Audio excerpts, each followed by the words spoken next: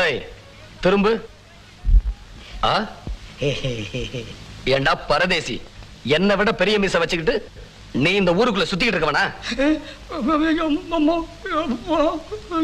உட்கார்றா. டேய் குளையா, கத்தி எடுத்துக்கிட்டோம். உட்கார்றா. டேய் ஒரு பக்கத்து மீச ஏடுறா. ஏதோ பேசுற மிதிச்சு இப்படி மிதிச்சு. நீ என்னடா நிக்கிற? நீ எடுக்கிறியா நான் எடுக்கட்டுமா? நீங்க வேண்டாங்க, இவனே எடுக்க.